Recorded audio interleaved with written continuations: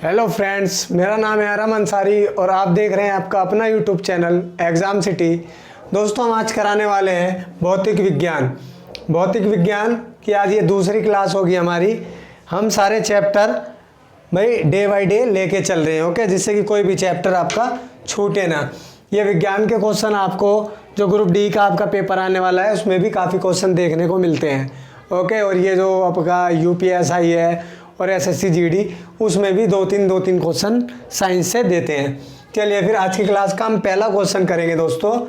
और जो दोस्त हमारे नए हो चैनल को सब्सक्राइब कर लें और बेल आइकन को भी ऑन कर लें। पहला क्वेश्चन है पावर को कहते हैं शक्ति का एसआई मात्रक वाट किसके समतुल्य है। किसके समतुल्य है तो है ये किलोग्राम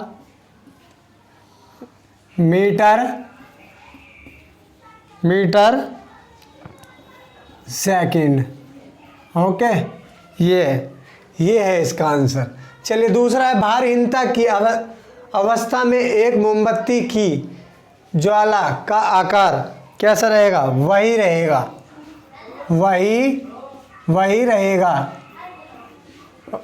ओके, वही रहेगा। आकार कैसा रहेगा, वही रहेगा। चलिए अगला है एक केस नली में जल की अपेक्षा एक तरल अधिक ऊंचाई तक चढ़ता है। इसका कारण है तरल का पृष्ठ तनाव तरल का पृष्ठ तनाव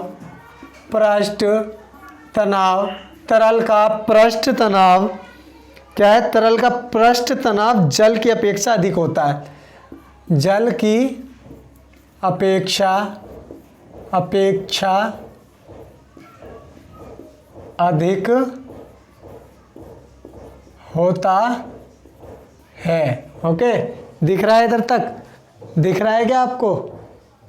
हाँ दिख रहा है भाई, दिख रहा है। चलिए तो ये इसका है, ये लो, ठीक है भाई। तीसरा दोबारा पढ़ के बताता हूँ। एक केस नली में जल की अपेक्षा एक तरल अधिक ऊंचाई तक चढ़ता है। इसका कारण है तरल का पृष्ठ तनाव जल की अपेक्षा अधिक होता है। चलिए चौथा है गुरुत्वाकर्षण के सार्वभौमिक नियम का प्रतिपादन किसने किया था। न्यूटन ने किया था, ओके, न्यूटन ने किया था। पांचवा है ऊर्जा संरक्षण का आशय है कि ऊर्जा का नया सृजन हो सकता है। ऊर्जा का नया सृजन हो सकता है और न ही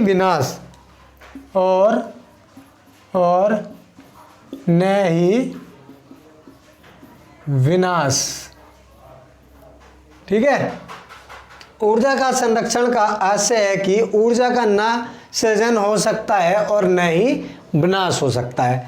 चलिए छठा है पास्कल इकाई है किसकी। तापमान की। पास्कल किसकी इकाई है। तापमान की। अब चलिए सातवां 1 किलोग्राम सेंटीमीटर दाब समतुल्य है किसके। 0.1 बार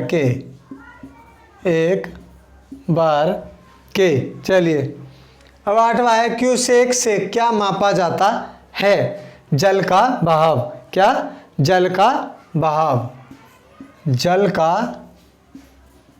बहाव। क्यूसेक से क्या नापा जाता है। जल का बहाव।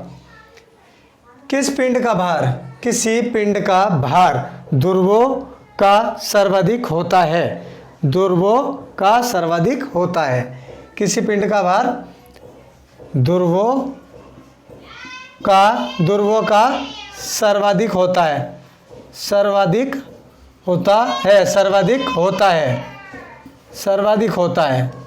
किसी पिंड का भार ध्रुवों का सर्वाधिक होता है। चलिए 10वां है एक लिफ्ट में किसी व्यक्ति का प्रत्यक्ष भार से कम होता है जब लिफ्ट जा रही हो त्वरण के साथ के साथ नीचे। ओके, जब लिफ्ट जा रही हो तब रन के साथ नीचे। 11वां, कौन सी ऊंचाई भू स्थिर उपग्रह की है? कौन सी ऊंचाई भू स्थिर उपग्रह की है? 36,000 किलोमीटर।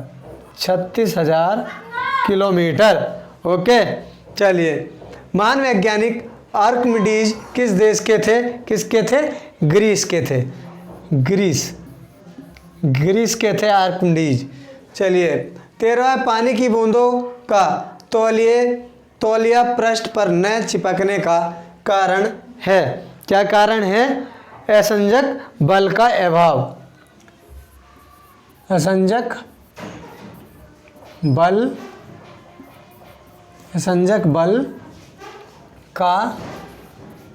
का अभाव। ओके, अभाव। चलिए। 14वां है, तुल्यकारी उपग्रह घूमता है पृथ्वी के गिर्द पश्चिम से पूर्व में। पश्चिम से पूर्व। तुल्यकारी उपग्रह घूमता है पश्चिम से पूर्व। पहिए में बॉल बेयरिंग का कार्य है स्थैतिक घर्षण को गति घर्षण में बदलना। 16वां क्वेश्चन है, जल के आयतन में क्या परिवर्तन होगा यदि तापमान 9 डिग्री सेल्सियस से गिरकर 3 डिग्री सेल्सियस कर दिया जाता है? आयतन पहले घटेगा और बाद में बढ़ेगा, है ना। आयतन पहले घटेगा और बाद में बढ़ेगा। पहले घटेगा और बाद में बढ़ेगा। ओके, बाद में बढ़ेगा। आयतन पहले घटेगा और बाद में बढ़ेगा। एक झील में तैरने वाली हिमपात की नाव के लिए नाव द्वारा विस्थापित पानी का भार कितना है?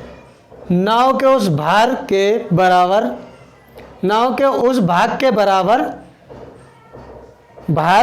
जो झील के पानी की सतह के नीचे है। नाव के उस भाग के बराबर। नाव के उस भाग के भार के बराबर जो झील के पानी के सतह के नीचे है। जो झील के पानी की सतह के नीचे है। ओके, देखिए क्या है। एक झील में तैरने वाली हिमपात की नाव के लिए नाव द्वारा विस्थापित पानी का भार कितना है? नाव के उस भाग के भार के बराबर जो झील के पानी की सतह के नीचे है। 18वां क्वेश्चन है, किसी कालीन की सफाई के लिए यदि उसे छड़ी से पीटा जाए तो उसमें कौन सा नियम लागू होता है? कौन सा? गति का पहला नियम। गति का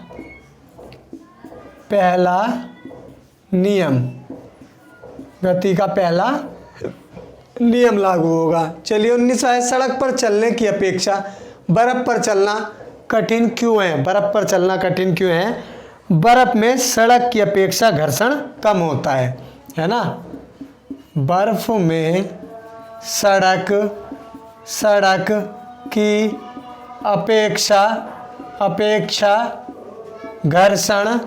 घर्षण कम होता है। घर्षण कम होता है। ओके, चलिए। लोलक की आवर्तकाल। 20वां, लोलक का आवर्तकाल लंबाई के ऊपर निर्भर करता है। लोलक का आवर्तकाल लंबाई के ऊपर निर्भर करता है। लोलक का आवर्तकाल लंबाई के ऊपर निर्भर करता है। चलिए। 21वां है, लोलक घड़ियाँ गर्मियों में क्यों शुष्क हो जाती हैं? क्यों शुष्क हो जाती हैं? लोलक की लंबाई बढ़ जाती है, जिससे इकाई दोलन में लगा हुआ समय बढ़ जाता है। लोलक की लंबाई बढ़ जाती है, लोलक की लंबाई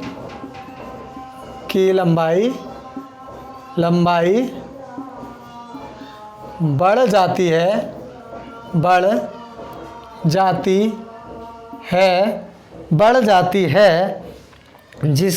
जिससे इकाई दोलन में लगा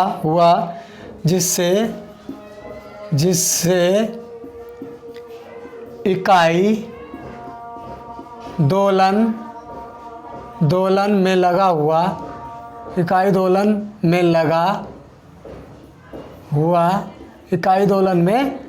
लगा हुआ समय बढ़ जाता है। लगा हुआ समय बढ़ जाता है। ओके, बढ़ जाता है। चलिए, किसी सरल लोलक की लंबाई 4% बढ़ा दी जाए तो उसका आवर्तकाल 2% बढ़ जाएगा। 2% बढ़ जाएगा। ओके, बढ़ जाएगा, 2% बढ़ जाएगा। चलिए, 23वां है, यदि लोलक की लंबाई 4 गुनी कर दी जाए तो लोलक के झूलने का समय 2 गुना होता है। 2 गुना होता है। ओके, आ रहा है ना समझ में? चलिए, 24वां है, पेंडुलम को चंद्रमा पर ले जाने पर उसकी समय अवधि बढ़ेगी। ओके, बढ़ेगी। चलिए, 25वां, एक भूपग्रह अपने कक्ष में निरंतर गति करता है। यह अपकेंद्र बल के प्रभाव से होता है, जो प्राप्त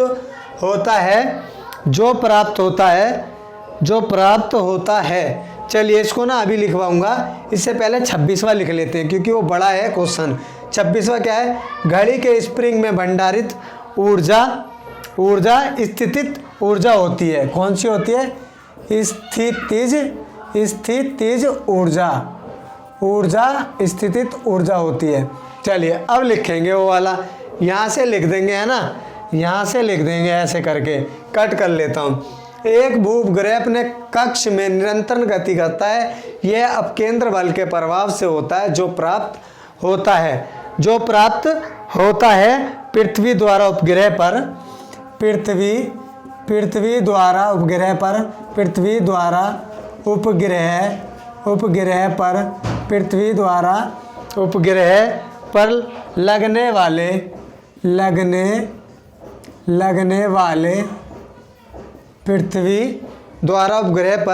लगने वाले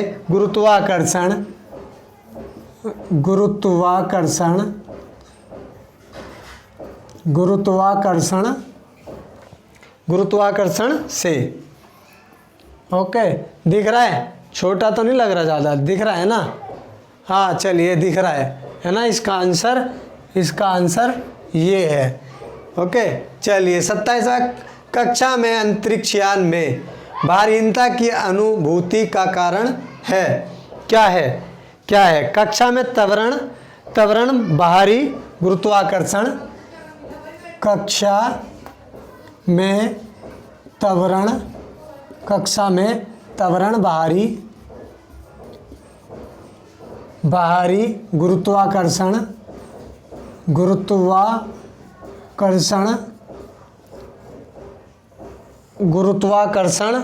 के कारण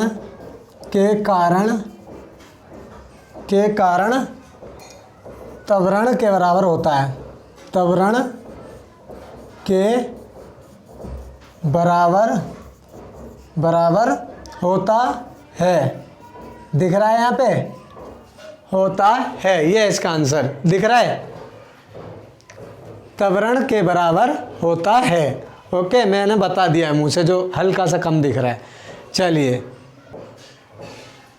अभी 28वां, न्यूटन के गति के तीसरे नियम के अनुसार क्रिया तथा प्रतिक्रिया से संबद्ध बल हमेशा विभिन्न वस्तुओं पर ही लगे होने चाहिए। हमेशा हमेशा विभिन्न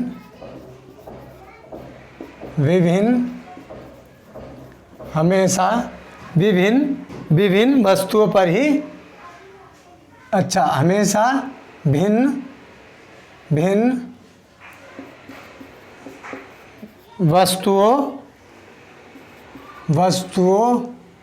वस्तुओं पर ही लगे होने चाहिए,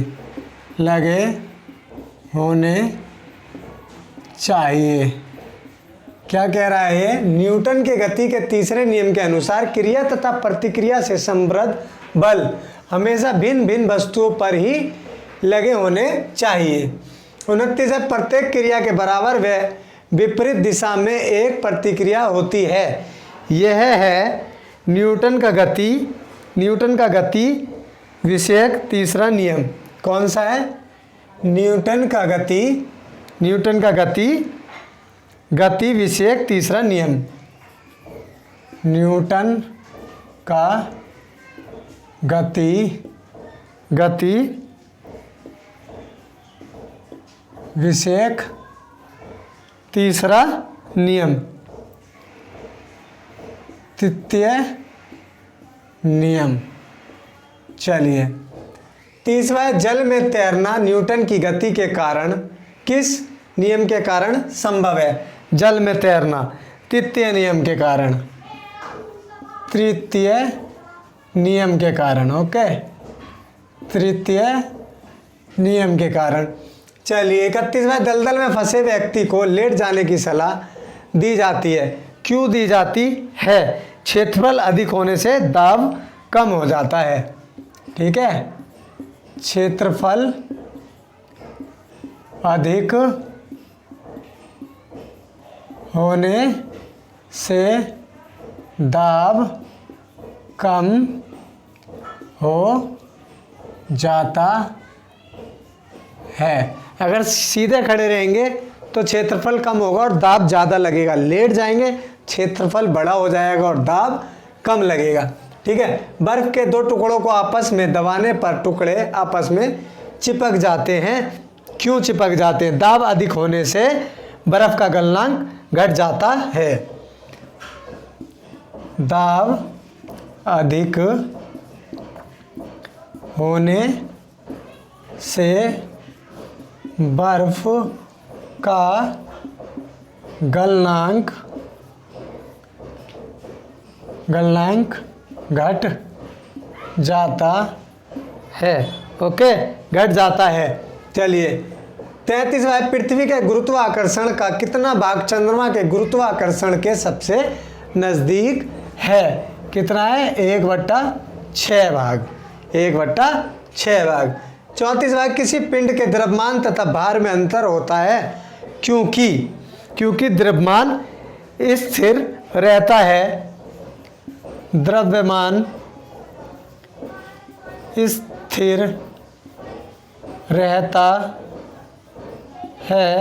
स्थिर रहता है जबकि भार परिवर्तनीय होता है। जबकि भार